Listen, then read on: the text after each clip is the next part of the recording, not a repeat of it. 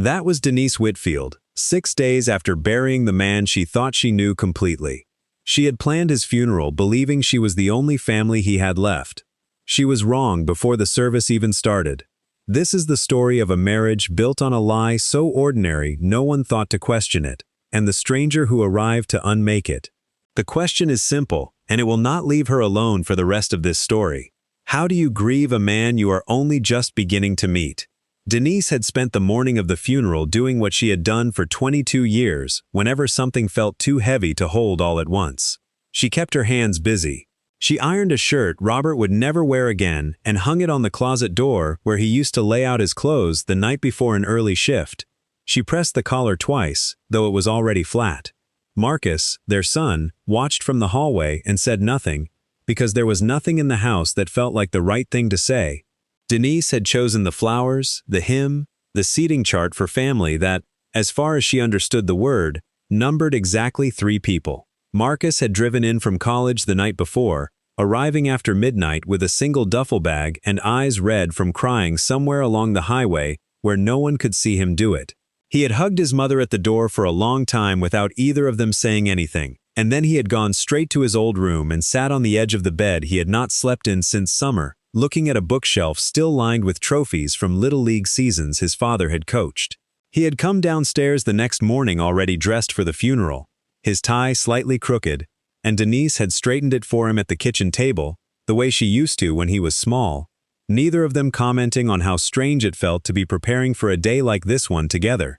The funeral home smelled like carnations and cold coffee, and Denise stood near the guest book greeting people whose names she had heard for 2 decades without always remembering their faces. She had rehearsed the receiving line in her head the way she used to rehearse difficult conversations with Robert, the ones that never quite happened, because he had a way of turning a hard question into a joke before it landed. She did not know yet that the habit she had loved in him for so long had a purpose she never suspected. She only knew that her feet hurt in her good shoes and that she had not eaten since the night before. Denise had also spent that morning writing the eulogy she would deliver in a few hours, sitting at the kitchen table with a legal pad and a pen that kept running dry, crossing out sentences until the page looked more like a working draft than a tribute. She wrote about Robert's patience with Marcus during Little League practice, about the way he hummed old songs while washing dishes, about the specific quiet of a man who did not need to fill every silence with words. She read the eulogy out loud once to the empty kitchen before folding it into thirds and placing it inside her purse, where it sat all morning like a small, heavy stone. At the funeral home, Denise's mother-in-law had passed years earlier, and Robert's side of the family register in the guest book had always been thin, a handful of names repeated at every gathering for 2 decades. She had never thought to count them until that morning, standing at the sign-in table watching a slow trickle of coworkers and neighbors write their names beneath a heading that read family, and noticing, the way you notice a missing tooth with your tongue, how few entries belonged there. She had always assumed the thinness was simply the shape of Robert's history. She did not yet know it was a shape someone had cut on purpose. Andre Whitfield walked through the door of the funeral home at 11:42 in the morning, 40 minutes into the viewing, wearing a gray suit that did not quite fit him in the shoulders. He signed the guest book with a steady hand, the kind of handwriting that looked practiced, like someone who had written his own name enough times to stop thinking about it. He did not linger by the flowers or the photo board the way most guests did. He walked directly toward the casket, past 2 of Robert's co-workers from the plant, past Vanessa, Denise's sister, who noticed him because she did not recognize his face among 40 years of family gatherings. There is a particular kind of quiet that settles over a room when a stranger does something a stranger should not know how to do. Andre did not hesitate at the casket the way most guests did, unsure how close to stand or how long to bow their heads. He rested his palm flat against the wood, the way a person touches something they have touched before. He did not ask Denise's permission. He did not introduce himself first. He simply said the 4 words that would end one version of her marriage and begin another. And then he stepped back and waited, the way a man waits when he already knows the answer to the question he has not yet been asked. Denise did not scream. She did not faint the way it happens in the stories people tell to make grief sound cinematic. She stood very still, her hands still resting on the edge of the casket, and she asked him to repeat what he had said, not because she had misheard him, but because some part of her needed to hear it a second time before she could let it be real. Marcus stepped forward from where he had been standing with his grandmother, and for a moment, the three of them formed a small triangle of confusion beside the body of the man who was supposed to have answered every question that mattered. What happened next would define the 6 weeks that followed, far more than the funeral itself. Andre did not raise his voice. He did not make a scene. He asked, quietly, if there was somewhere they could talk, and Denise, still holding a folded funeral program in her other hand, said yes, before she understood what she was agreeing to. Vanessa took Marcus by the arm and steered him toward the reception hall, where trays of food no one had touched, yet sat under plastic wrap, and Denise followed a man she had known for 4 minutes into a side room usually reserved for grieving families who needed a moment alone. To understand what that side room would cost Denise, it helps to go back to a Tuesday evening 23 years earlier, to a diner on the edge of town where Robert Whitfield first told her about his childhood. He had ordered black coffee and a slice of pie he never finished, and he had talked about growing up in a small apartment above a laundromat with a mother who worked 2 jobs and a father who left before he could remember his face. He told her he had no brothers, no sisters, no cousins close enough to matter. He said it the way people say things they have said many times before, without hesitation, without the small tells that usually give a lie away. Denise remembered thinking that his solitude explained the careful way he loved her, like someone who had learned early that people could disappear.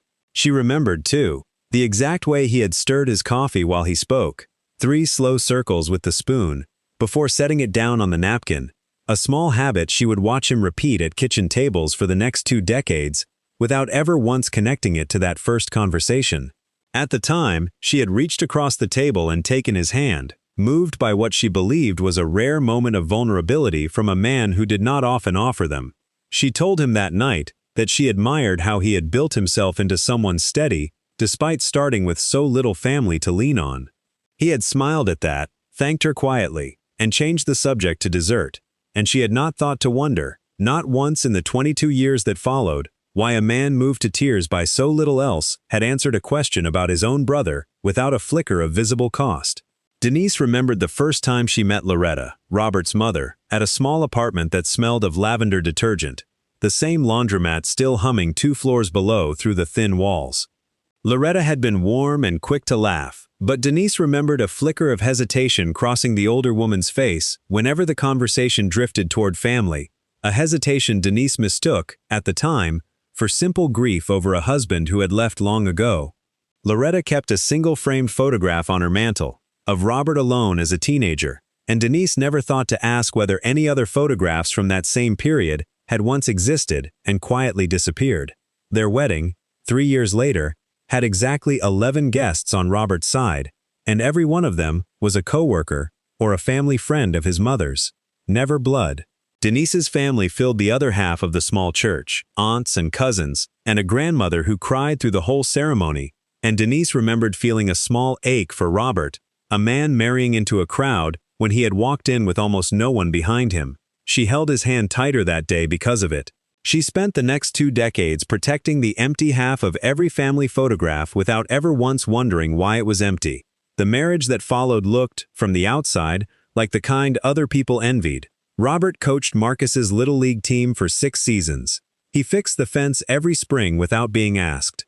He kept a small notebook in the kitchen drawer where he wrote down birthdays and anniversaries so he would never forget one, a habit Denise found endearing until she understood, much later, how much easier it is to remember dates when the list of people to remember is one you control completely. He was, by every account she could give, a good husband. That was the part that made everything after so difficult to hold. There were small things, in hindsight, that Denise could now name as signs, though at the time, they had seemed like nothing more than the ordinary texture of a private man. Once, early in their marriage, a birthday card arrived addressed to Robert with the initials R and A written inside, in a child's handwriting. And when Denise asked who A was, Robert said it was an old friend from the neighborhood and changed the subject before she could ask a second question. She let it go. There was a phone call, years later, that Robert took standing outside in the rain without a coat, his voice low enough that she could not make out the words through the window, and when he came back inside, he said it was a wrong number and went straight to bed. Looking back, the silences were the loudest thing about him.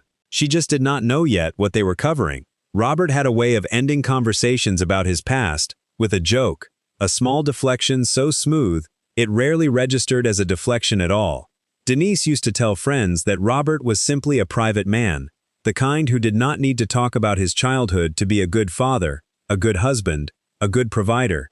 She had built an entire understanding of the man she loved on the things he chose not to say, and for 22 years that understanding held. Marcus grew up believing his father was an only child in the same unquestioning way children believe most things their parents tell them. He had no uncle to speak of, no cousins on his father's side, and it never struck him as strange, because a family is simply the shape you are born into. He learned to fish from his father in a boat that had belonged to no grandfather, no uncle, only to Robert himself, purchased second-hand the year Marcus turned 9. Every story Robert told about his own boyhood was a story with exactly one child in it, and Marcus never had reason to picture it any other way. When Marcus was 7, he came home from school after a lesson on family trees and asked his father to help him draw one for a class project. Robert sat with him at the dining table for nearly an hour, sketching branches for Denise's side of the family, aunts and cousins filling the page in neat rows, while his own side remained a single trunk with 2 names on it, his mother and himself. Marcus, at 7, did not question why his branch looked so bare compared to his mother's. He simply colored it in and turned in the assignment, and Robert never once suggested there might be more names to add. There was a photograph, kept in a box in the hall closet, of Robert as a boy standing in front of a laundromat, squinting into the sun. Denise had looked at that photograph more times than she could count over the years, always assuming the slightly torn corner had happened by accident, the ordinary wear of an old picture handled too many times. She never noticed that the tear was not accidental at all, that it was cut, deliberately, close enough to Robert's shoulder to remove whoever had been standing beside him. She would not understand what that torn corner meant until much later, when a version of that same photograph, uncut, would be placed in her hands by a stranger at her husband's funeral. By the time Robert turned 50, the life he and Denise had built together had the particular solidity of 2 decades of shared mornings. They had a house with a paid-off mortgage, a son in his 2nd year of college, a garden Denise tended on weekends while Robert grilled on the back porch. Friends described their marriage as steady, the kind of steady other couples said they wanted. Denise would later think of this period as the calm she did not know to be grateful for. The version of her life she had assumed was simply how things were, rather than a carefully maintained arrangement built on one enormous omission. Robert's heart attack came on a Thursday in March, in the garage, while he was tightening a bolt on Marcus's old bicycle. Denise found him 20 minutes later when he did not answer her call for dinner, and by the time the paramedics arrived, there was nothing left to do but confirm what she already understood from the stillness of his hands. In the days that followed, she moved through the funeral arrangements on instinct, calling the short list of people she had always understood to be his family, never once suspecting that the list itself had been drawn by him, incomplete, decades before she ever picked up the phone. Before we go any further, let us know in the comments where you are watching from. We would love to hear from you. And do not forget to hit that subscribe button so you never miss any of our upcoming videos.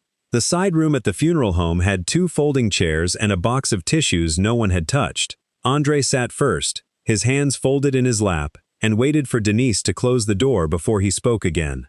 He told her his name in full this time, Andre Whitfield, 6 years older than Robert, and he told her they shared the same mother, a woman named Loretta who had died 11 years earlier in a hospital room Denise had never heard mentioned once in 22 years of marriage.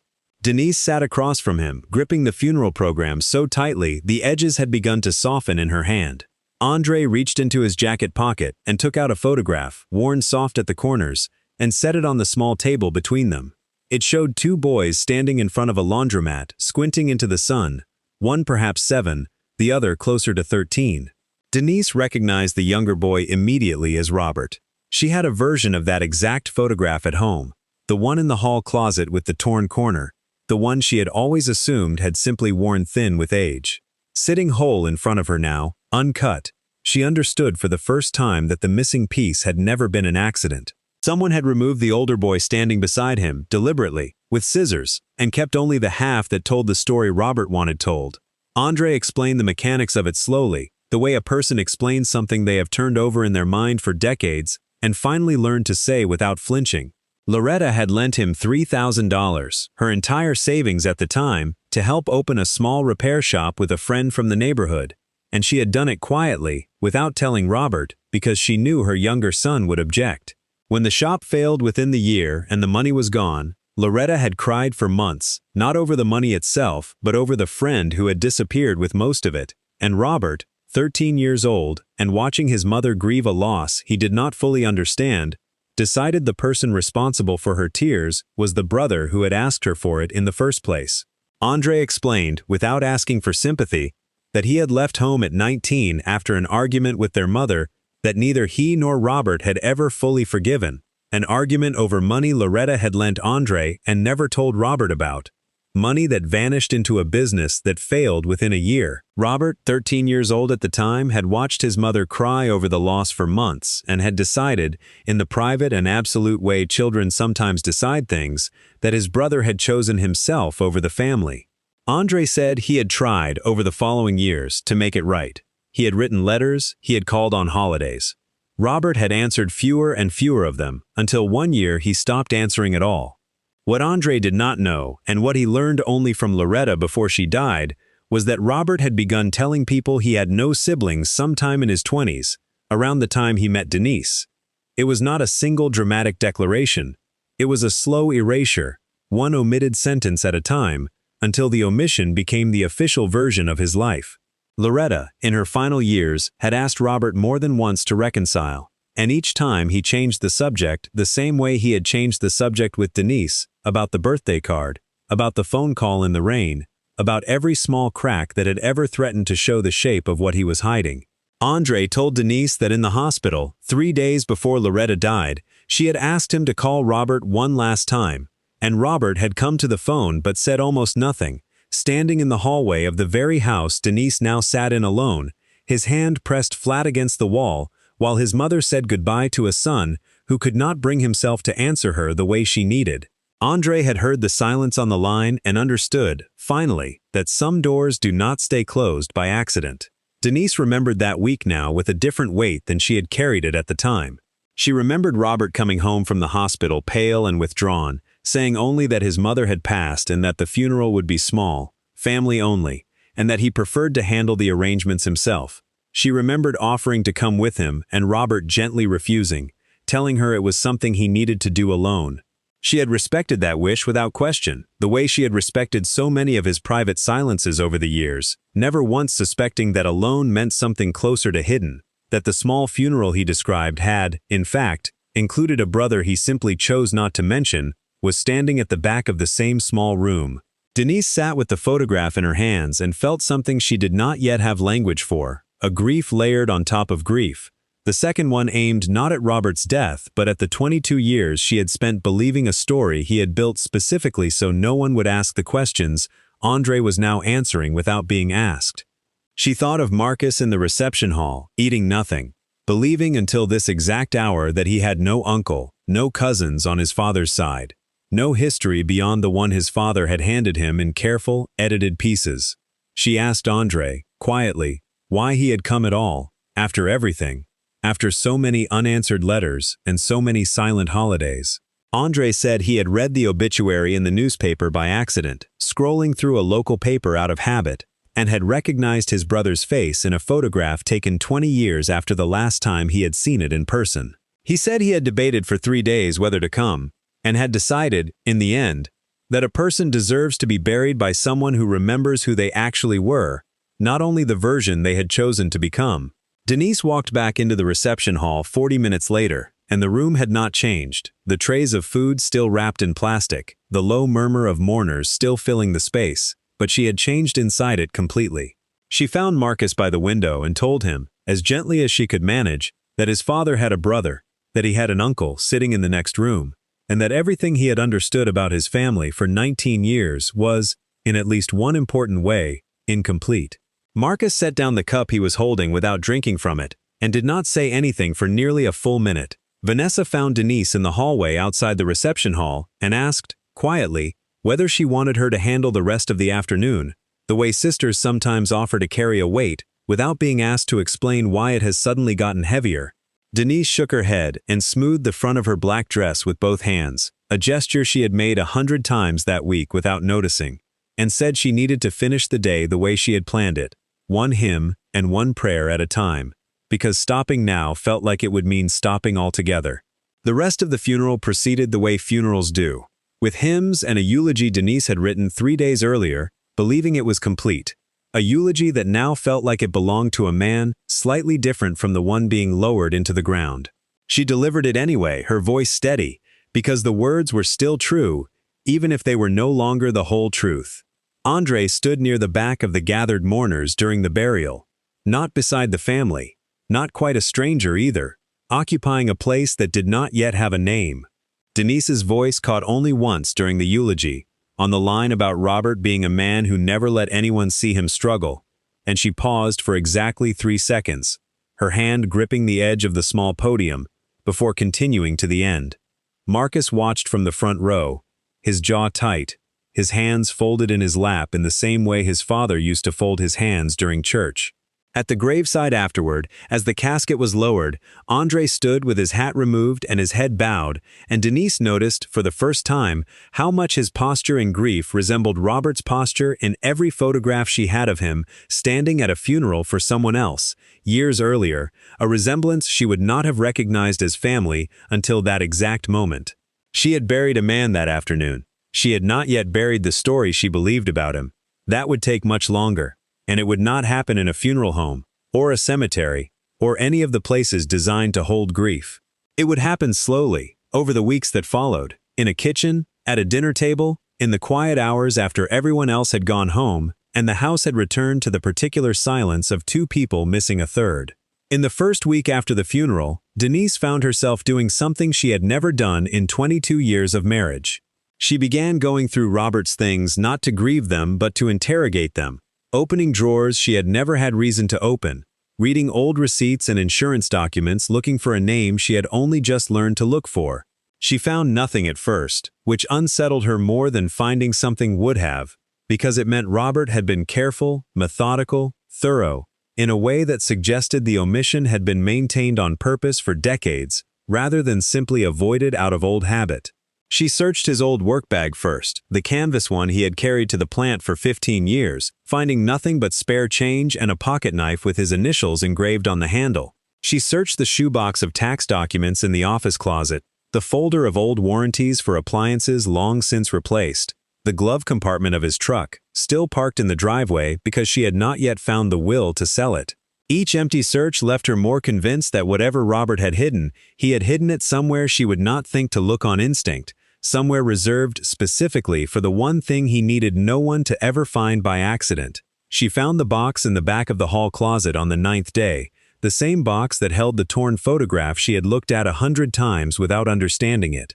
This time she pulled out everything beneath it, old report cards, a rosary that had belonged to Loretta, a stack of letters tied with string that Robert had never opened, the return address written in handwriting Denise now recognized from the guest book at the funeral home. She sat on the closet floor and untied the string herself, and read 4 letters Andre had written over 15 years, each one asking for nothing more than a phone call, each one unanswered.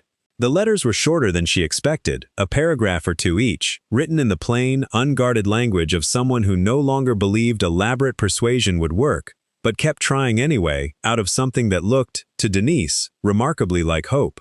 One, dated nearly a decade earlier, simply read, that Andre had heard through a mutual acquaintance that Robert had a son now, and that he hoped, someday, to meet him. Denise sat on the closet floor with that letter in her hands for a long time, thinking of all the birthdays, all the holidays, all the ordinary Tuesdays when an uncle who wanted to know his nephew had been sitting somewhere else entirely, waiting for a call that was never going to come. Marcus stopped playing the guitar Robert had bought him for his 16th birthday. He did not announce this decision to anyone. Denise simply noticed, one evening in the 2nd week, that the instrument had not moved from its stand in his old bedroom since before the funeral, and that Marcus had started spending his evenings on the back porch instead, sitting in his father's chair, staring at the garden without pulling a single weed. He told her once, without being asked, that he kept trying to remember a single conversation with his father about family, and could not find one that had not been, in hindsight, carefully incomplete. Marcus had always been close to his father in the particular way sons are close to fathers who show up consistently rather than dramatically, and the quiet unraveling of that closeness did not happen all at once. It happened in small refusals. He stopped calling his father's old fishing boat by the nickname Robert had given it. He took down a photograph from his dorm room wall, one of the two of them at a lake when Marcus was 10, not out of anger exactly, but because he no longer knew what to feel when he looked at it, and an unclear feeling, he told his mother later, was somehow harder to live with than a painful one. There is a particular kind of anger that does not look like anger from the outside. Marcus did not raise his voice. He did not confront his mother, or demand answers she did not have. He simply became quieter, more careful with his words, the way a person becomes when they have learned that even the people closest to them can build an entire life around something left unsaid. Denise recognized the behavior because she had started doing it herself, weighing every memory of Robert against the possibility that it, too, had been curated for an audience of one. One evening, 3 weeks after the funeral, Marcus asked his mother directly whether she thought his father had ever planned to tell them, if he had lived long enough, or whether the secret would have gone into the ground with him regardless. Denise did not have an answer, and she told him so honestly, sitting beside him on the porch steps in the fading light, both of them looking out at the same garden Robert used to tend on Sunday mornings. Marcus nodded slowly and said nothing else that night, but the following week, he picked the guitar back up, not to play the old songs his father had taught him, but to learn something new, something that belonged only to him. Andre called Denise for the first time 9 days after the funeral, and she let the phone ring 3 times before answering, unsure whether picking up meant something she was not ready for it to mean. He did not push. He asked only how Marcus was doing, and whether there was anything of Loretta's, the grandmother Marcus had never known existed, that the family might want to have. Denise found herself talking for 40 minutes, not about Robert directly, but around him, circling the shape of the man she was still trying to understand from the outside in. She began to notice the pattern in her own memory, the way a person notices a stain only after someone points at it. Every mention of Robert being an only child, every Christmas with an empty half of the table, every time Marcus had asked as a child why he had no cousins on his father's side, and Robert had answered with a joke about being lucky enough not to share his toys, took on a second meaning she had never had access to before. The betrayal never really left her. She still reached for the phone some evenings out of habit before remembering there was no one on the other end to call and tell about her day. She began keeping a small notebook of her own that spring, not to plan meals or track appointments the way she once had, but to write down the memories as they resurfaced, dated and specific, as though building her own version of the archive Robert had spent decades avoiding. She wrote about the birthday card with the initials R and A. She wrote about the phone call in the rain. She wrote about a Thanksgiving 11 years earlier when Robert had left the table abruptly during a conversation about siblings and returned 20 minutes later saying only that he needed air. Each entry, on its own, had once seemed unremarkable. Together, they formed the outline of a man who had spent a marriage building a wall, one brick at a time. Some nights she sat at the kitchen table for 2 hours without turning on a single light, the photograph of the 2 boys in front of the laundromat placed flat in front of her, tracing the torn edge of her own copy with her thumb as though the cut itself might explain something the man who made it never would. She was not deciding whether to forgive Robert. She was not even sure forgiveness was the right word for what she was searching for. She was trying to locate the exact moment a private man had become a man who erased half his own history, and she was beginning to understand that the moment might not exist as a single point at all, only as a slow accumulation of smaller silences, each one easier to keep than the last. Vanessa, Denise's sister, told her one afternoon over coffee that she had always found it strange Robert never spoke about his mother beyond the barest facts, and that she had chalked it up, over the years, to grief he did not want to revisit. Denise had chalked it up to the same thing. It occurred to her, sitting across from her sister in a kitchen that suddenly felt unfamiliar despite 20 years of the same wallpaper, that an entire family can build a shared and comfortable explanation for an absence without ever once asking the person at the center of it to confirm whether the explanation was true. Word of Andre's appearance at the funeral had spread quietly through the small circle of neighbors and co-workers who had known Robert for years, and Denise found herself fielding careful, well-meaning questions at the grocery store, at church, in the parking lot after Marcus's old Little League games where parents still gathered out of habit. She answered as little as she could without being rude, not because she was ashamed, but because she had not yet found language sturdy enough to explain something she herself did not fully understand. One neighbor asked if she felt betrayed, and Denise found she could only shrug and say that betrayed did not feel like quite the right word, though she could not yet name the right one. By the 4th week, Denise had stopped searching the house for evidence and started asking Andre questions directly instead. Small ones at first, about their mother's laugh, about the apartment above the laundromat, about whether Robert had been a serious child or a playful one before whatever happened between the two brothers had happened. Andre answered everything she asked without embellishment, careful not to paint Robert as either a villain or a saint, careful to let Denise arrive at her own understanding rather than handing her his. She appreciated the restraint more than she expected to, in a season when almost everyone around her seemed to want to tell her how to feel about what she had learned. Before she called Andre to arrange the first dinner, Denise drove to the cemetery alone one Saturday morning, without telling Marcus or Vanessa where she was going. She stood in front of Robert's headstone for a long time, her arms crossed against the cold, and she said out loud, to no one but the grass and the wind, that she was angry with him, angrier than she had let herself be in front of anyone else, angrier than the eulogy had allowed her to sound. She told the headstone that she understood, in some small way, why a wounded child might build a wall, but that she could not understand why a grown man had never once found the courage to tell his own wife what was behind it. She stood there until her hands went numb, and then she got back in the car and drove home, and something in her chest felt looser than it had in 6 weeks, though she could not have explained exactly why. The hardest moment of that month came on a Sunday, when Denise found herself, without quite deciding to, setting the table for 4 instead of 3, an old habit from the years Robert's coworker used to join them, before she caught herself and put the extra plate away. She stood at the counter afterward with her hands flat against the cool surface, breathing slowly, and understood that grief and betrayal had become tangled together inside her, in a way she did not know how to separate, and that she might not be able to separate them for a very long time, and that this, too, was something she would have to learn to carry rather than solve. 6 weeks after the funeral, Denise called Andre and invited him to Sunday dinner, the same ritual Robert had protected so carefully for 2 decades, without ever explaining why an extra chair had never once been necessary. She did not tell Marcus in advance, wanting to see his face when his uncle walked through the door rather than prepare him for a reaction she could not predict.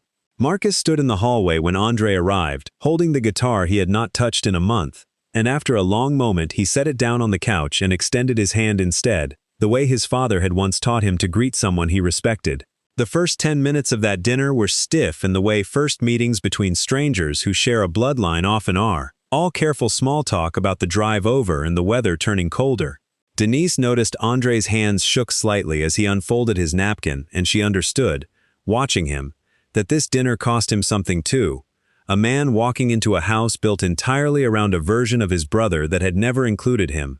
She set a plate in front of him at the seat closest to the kitchen, an ordinary chair that had never once held significance, and something about the ordinariness of it seemed to steady him. Dinner that night was quieter than most, but it did not carry the strained silence Denise had feared.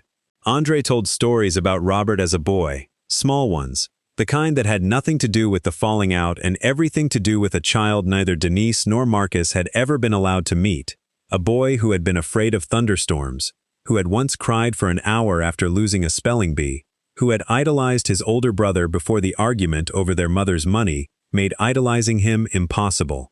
Marcus asked questions the way he used to ask his father questions, leaning forward, genuinely curious, and Denise watched her son meet a version of his family he had not known existed 3 months earlier. Andre stayed late that first night, long after the dishes had been cleared, sitting with Marcus on the back porch, while Denise washed the last of the pots in a kitchen gone quiet, except for running water. Through the window she could see the two of them talking, Marcus gesturing with his hands the way Robert used to when telling a story, and she understood, watching that unconscious inheritance passed from a father to a son who had never met his uncle before that evening, that some things survive a family's silences, whether anyone intends them to or not. The dinners continued every few weeks after that, never announced as a new tradition, simply becoming one the way traditions often do, without ceremony. Denise found herself learning small facts about her husband's childhood in fragments, over roast chicken and reheated coffee, facts that rearranged her understanding of him without erasing the 22 years she had already lived. She learned that Robert had once wanted to be a mechanic before settling into factory work, that he had a scar above his eyebrow from a bicycle accident at 11, that his laugh, the one she had loved for 2 decades, was nearly identical to his brother's. By the 5th month, Andre had become enough of a fixture in the household that Marcus began calling him before big decisions, the way he might once have called his father, asking his opinion on a job offer in another state, on whether to propose to the girlfriend he had been dating since his sophomore year of college. Andre never tried to fill the space Robert had left, careful always to answer as an uncle rather than a substitute father, but the space itself slowly grew large enough to hold both roles without contradiction. Denise watched the two of them from the kitchen window one afternoon, standing in the driveway examining the engine of Marcus's car, and thought that grief, given enough time and enough honesty, has a way of making room for exactly the kind of family a person did not know they were allowed to want. After dinner one evening, Denise brought out the photograph from the hall closet, the one with the torn corner, and set it beside the whole version Andre had given her at the funeral home. She did not try to repair the tear. Instead, she placed both photographs side by side in a single frame, the cut version and the complete one, and hung it in the hallway where the box had once sat closed and unexamined. It was not a correction of what Robert had done. It was an acknowledgement that both versions had existed at once, the story he told and the story he cut away, and that a family could hold space for both, without erasing either. Marcus asked, one afternoon, whether his mother thought his father would have approved of the frame in the hallway, of Andre's chair at the table, of the version of their family that now included a man Robert had spent 40 years pretending did not exist. Denise considered the question for a long moment before answering that she no longer thought approval was the right thing to be measuring. Robert had made his choice out of a wound that never fully closed, and his family, left behind, was allowed to make a different choice with the wound he left them holding. She was not undoing what he had done. She was simply refusing to inherit his silence along with everything else he had given her. Denise came to understand, in the months that followed, that she was not grieving one man but 2 versions of the same man, the husband she had loved without reservation for 22 years, and the brother who had made a choice at 13 years old, and then spent the rest of his life protecting that choice rather than revisiting it. She found she could hold tenderness for the first version and something closer to sorrow for the second, without one canceling out the other. Some evenings, she still reached for the phone out of habit. Other evenings, she called Andre instead, and the habit slowly became something new rather than something broken. Some marriages are not undone by what you learn after the person is gone. They are only ever fully understood after, in the quiet accounting that grief forces a person to do whether they are ready for it or not. Robert loved Denise for 22 years in every way she could measure, in the small routines and the steady presence and the quiet devotion she never once doubted while he was alive. He also carried a wound from childhood he never let anyone close enough to help him heal, and he protected that wound by cutting a person out of a photograph and, eventually, out of his own story. Both things were true.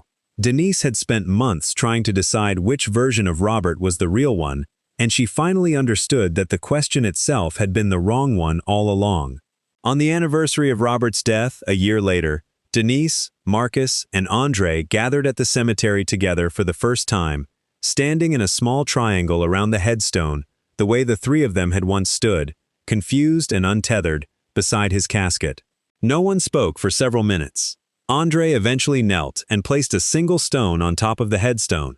A small gesture Denise later learned was an old tradition from a faith Loretta had practiced quietly for years. One more piece of her husband's history she was only now learning to hold. Marcus placed a guitar pick beside it, one of his father's old ones, worn smooth at the edges from years of use. Denise placed nothing. She simply stood between the two of them, her hand resting briefly on each of their shoulders, and let the quiet do the work that words could not. Driving home from the cemetery that afternoon, Marcus asked his mother whether she thought his father, wherever he was now, knew that his family had found a way to sit at the same table despite everything he had spent his life making sure never happened. Denise looked out at the road for a long moment before answering that she did not know, and that she had stopped needing to know, because the answer no longer changed what she and Marcus and Andre had chosen to build in the space Robert left behind. She reached over and turned up the radio, an old song Robert used to hum while washing dishes, and neither of them said anything else for the rest of the drive, the silence between them, for once, holding nothing hidden at all. If you found out the person you loved most had rewritten one part of their story to protect themselves from an old wound, would it change how you remember everything else, or only that one thing? Denise still does not have a complete answer. 3 years later, sitting at a dinner table that now includes a brother-in-law her husband spent 2 decades pretending did not exist. What she has instead is a frame in her hallway holding 2 photographs, one whole and one torn, side by side, because she decided, in the end, that the truth of a person is rarely a single picture. It is usually both halves, held together, even when one of them was never meant to be seen. Let us know in the comments where you are watching from tonight, and whether you have ever discovered something about someone you loved that changed the shape of everything that came before it. Stories like Denise's are more common than most people realize, tucked into ordinary marriages and ordinary families, waiting for a single unplanned moment to surface. In the next story, a different kind of inheritance comes to light. Not money, not property, but a debt of silence passed quietly from one generation to the next, and the daughter who finally decides she is done carrying it. If stories like this one stay with you, you know what to do. Robert Whitfield spent 13 years as a boy, learning that the people who hurt you can still be the people you love, and he spent the next 40 years making sure no one ever asked him to hold both feelings at once. In the end, it was not a confession that revealed him. It was a torn photograph, a folder of unopened letters, and a brother who refused to let a closed casket be the final word. Some truths do not arrive when we are ready for them. They arrive when the person who could have controlled them no longer can, and it falls to everyone left standing to decide what to do with what remains.